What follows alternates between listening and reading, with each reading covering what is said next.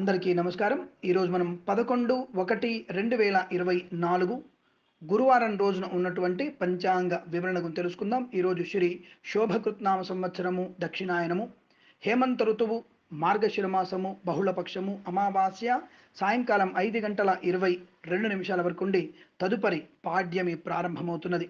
పూర్వాషాఢ నక్షత్రం సాయంకాలం 5:34 వరకు ఉండి తదుపరి ఉత్తరాషాఢ నక్షత్రం ప్రారంభమవుతున్నది.